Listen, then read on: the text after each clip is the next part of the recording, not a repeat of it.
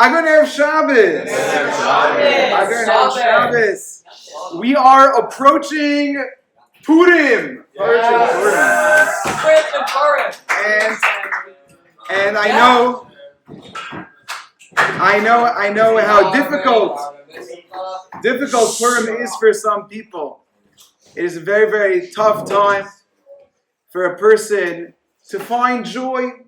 You know, some people, not you people, of course. Who you call you people? Not you people, of course. You guys don't need alcohol to become happy. The right side of this room does not need alcohol. But does not need alcohol to become happy. There are people out there. It's difficult. It's very, very difficult. Purim is such a difficult Yom Tov for some people. To be able to get happy. I was walking down the street today with my dear friend, Nathaniel, who wants me to mention him in every shmooze. I've mentioned Nathaniel Cohen in many shmoozim, but I've never said it by name. Nathaniel Cohen. Anyway, I was walking down the street with Nathaniel Cohen on Avenue J, and we smelled this horrible, horrible odor.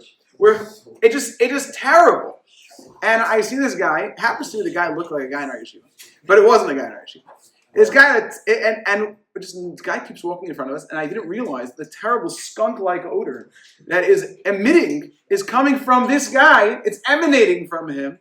He was unfortunately using a cigarette-like apparatus to be able to emit some sort of chemical that would go into him that made him feel in a psychotic way. And it smelled very, very badly. And we tried to get away from him. Tried to get not an apple, but we stopped with the apples. It's only for nighttime. Right? But we went to Blue Ribbon. We get inside, and we come out, and there he is. He's just waiting for us. Right outside of Blue Ribbon. He's mamish like the Satan, the Malach HaMavos, the Yitzhahara, the Pesach Chatas Reivetz. He waits for you right outside your door. And there he is. And he said words that I'll never forget. That'll never be repeated during a shmooze. But he's, okay, what did he say? Be hidden though. He said that. And you think about it, how sad is this person? This person, the only way to fill him up with joy is by using some sort of chemical. That. Thank you very much. That was the word I was looking for. I appreciate it. So to be able to bring him joy. To bring him joy.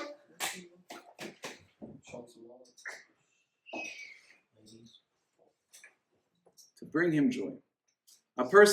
People need certain things to bring them joy. They can't find joy without it. Some people, like I said, alcohol. Some people, marijuana. Some people, other things.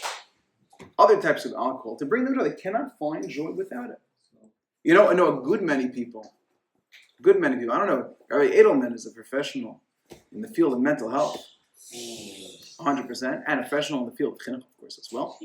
But aside from Rabbi Edelman, what do you think is sadder?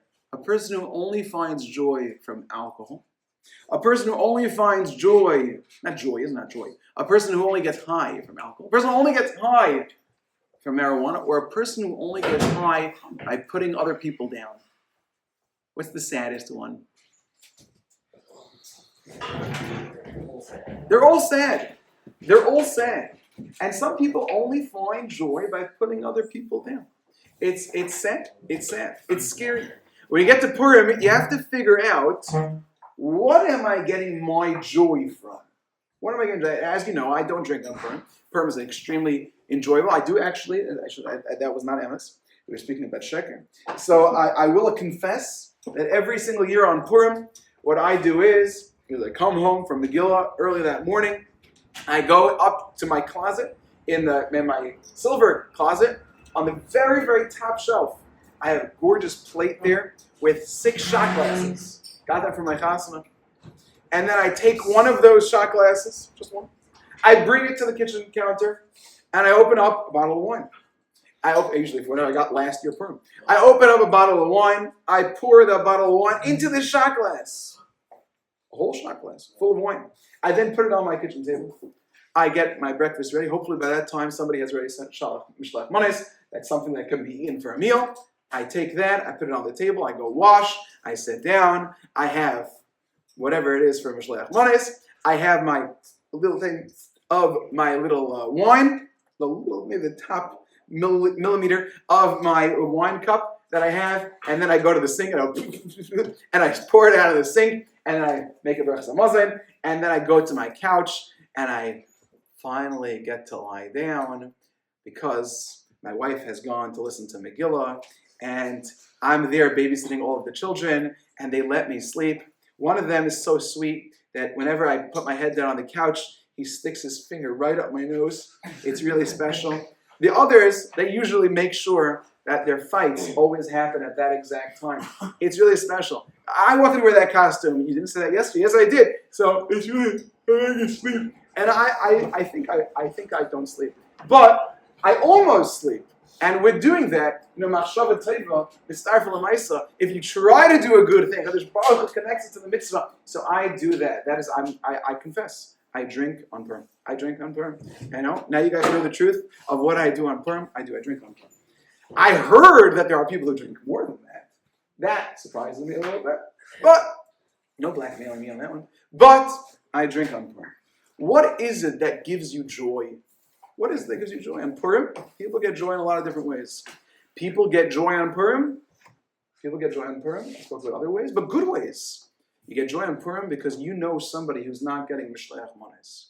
You know somebody doesn't get mishloach manos. So you make sure to show up to that person's house and you make a big thing about it. When I was younger, my father had a friend who should look at me well. His name was Michael Kaplan. His name is Michael Kaplan. He's a great guy. One year, he went to this makeup artist and he got himself totally done over, like a real prosthetics all over to look like a real type. My father was so excited by that. Next year, we woke up at 6:30 in the morning.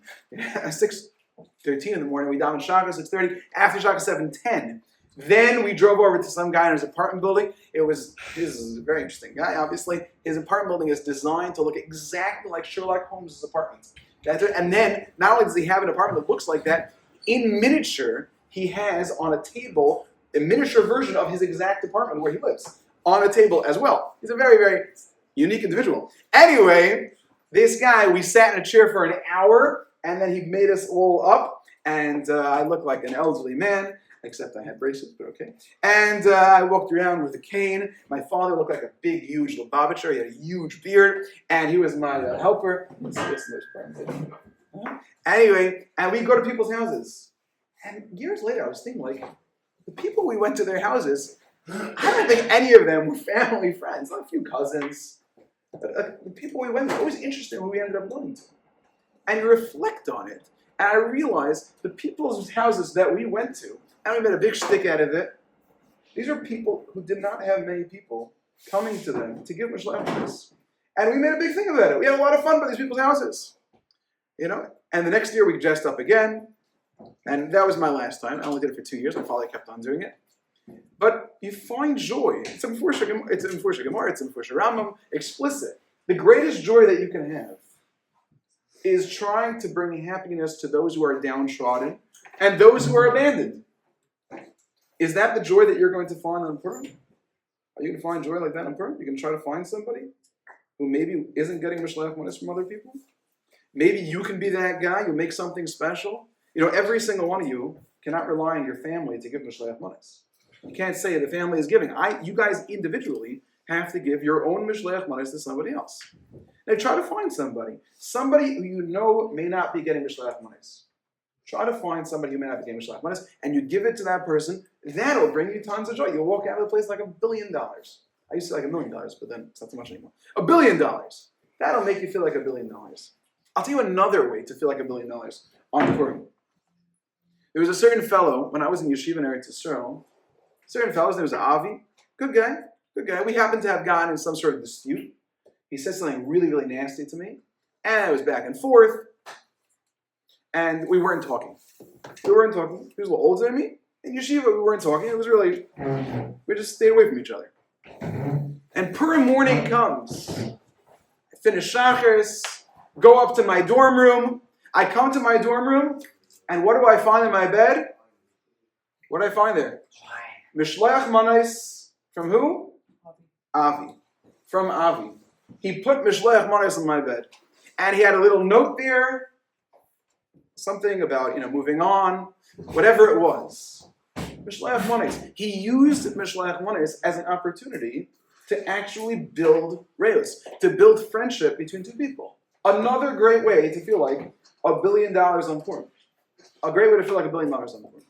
There are so many ways to find joy on Purim. So many ways. It's interesting that so much of Purim revolves around not mitzvahs that seem like tzedakah. If mitzvahs that seem like tzedakah. Mikra Megillah, not. But on the other hand, you have 3 other mitzvahs. Mishleach Manos, I'm giving over to you to build friendship. Matanas Lev Yoinim, obviously, I'm now giving a gift to the poor who can't take it. So that's not like. And even the mishta, even the suda that you're making, should be a suda where you're inviting people to take care of people. They're coming to your house. There's something very interesting.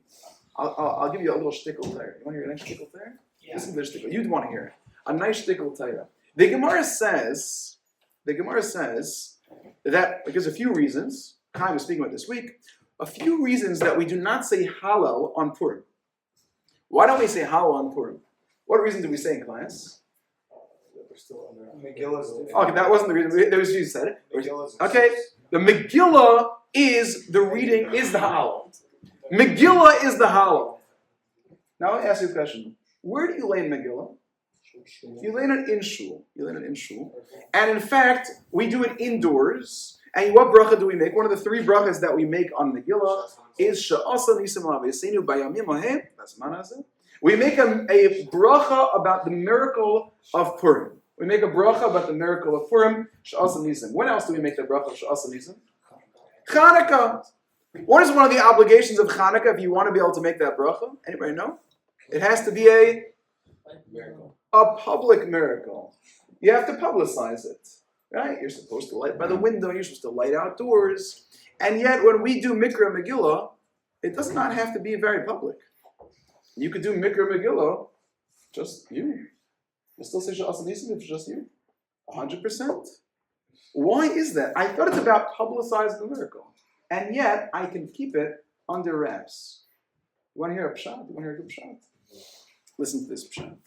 I'll tell you what's interesting. There's a very interesting halacha. The Rambam says, shocking, all the Sfarim of Nevi'im, Kol Sefer Nevi'im v'chol Aksum Asidim Libat L'Mois Mashiach. All of the Sfarim and all the Nevi'im, when Mashiach comes, they will be batal. What that means, they will be negated. They will be, I don't know, it sounds like no longer used. Chutz mi Megillas Esther. The only one that will remain is Megillas Esther. Everything else, if you go learn Sefer Yeshaya, Sefer Yirmiyah, very important to go learn those. But Megillas Esther, you'll be learning it now, and you'll be learning it for all eternity. Rabbi Milstein this morning was saying, now that he gave a shir on Parashat Tetzaveh, now he can work much harder on Megillas Esther. Because not because, but I'm telling you, Megillas Esther is eternal. All the other Sfarim, not. Interesting. What's Pshat? Why not? I saw a Pshat like this. Pshat like this. The Gemara says in Maseches Tainis, which I'm learning with Tanna Cohen. The Gemara says in Maseches Tainis that everything that is written in Navi is hinted to in Chumash. You heard what I said? Anything you write in Navi is hinted to in Chumash. So if you learn about something in Sefer Yeshua, it's hinted to in Chumash. If you learn something in Sefer Malachim, we learned a story about it from Shmuel Beis today, that is hinted to in Chumash. Everything in Navi is hinted to in Chumash. So it says this person, Chaim Kamil, he says that when Mashiach comes, you'll have such a clarity of Torah, you won't need all this farm of Navi anymore. Because you'll see how clear Navi is from Chumash. So far so good? Nice pshat. The Torah will be so clear, you'll be able to understand it all from Chumash. But he said, Megillas Esther is different. You won't be able to say that about Megillas Esther. You know why? Where is Megillas Esther hinted to in the Torah? Anybody know? Where is it hinted to in the Torah? The Pasuk says, "V'anochi haster aster," I will hide myself. The power of Megillas Esther, the power of the Purim story, comes from something that's hidden.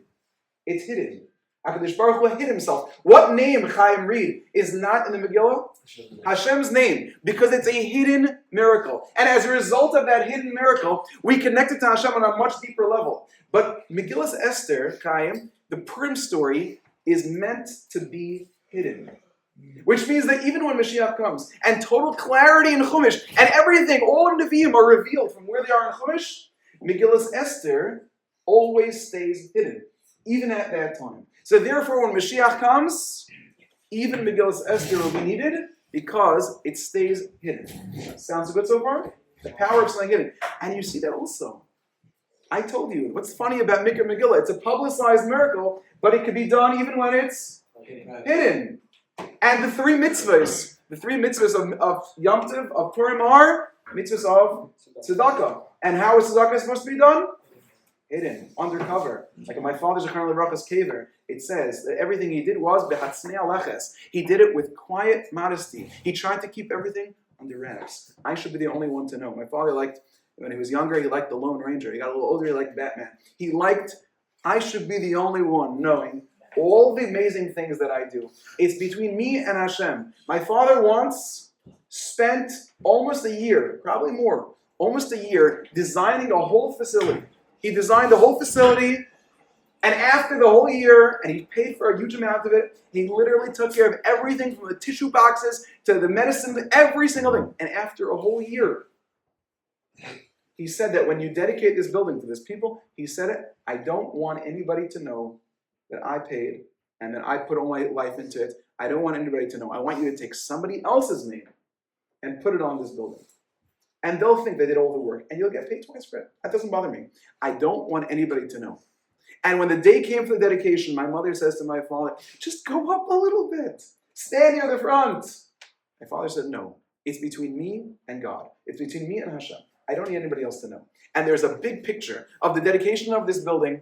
And if you look, there's the center, the people who did it. And at the very far right, this whole ramp, at the very end of the picture, there's my father hiding in the corner. A person finds joy on Purim. The greatest joy. It's a Rambam. There is no greater joy a person can have than, right over here, She'ein sham simcha gedayla. There is no greater joy, and I finish with this. Umefuara and splendid. It's a joy that you get to feel so proud of. Ela l'sameach leiv aniyim v'yisoimim v'almonais v'gerim. Then the person who brings joy to the poor, a person who brings joy to a yasa, a person who brings joy to a widow, a person who brings joy to a convert. No greater joy than a person takes care of somebody who is downtrodden. Because a person who brings joy to somebody who doesn't necessarily feel like he's on top of the world, you are similar to God himself. You hear that? There's no greater joy. I know a lot of people want to have fun on Purim. I'm not saying don't do whatever it is. Obviously, there are limits. You can do a lot of wonderful things. Purim is so much fun.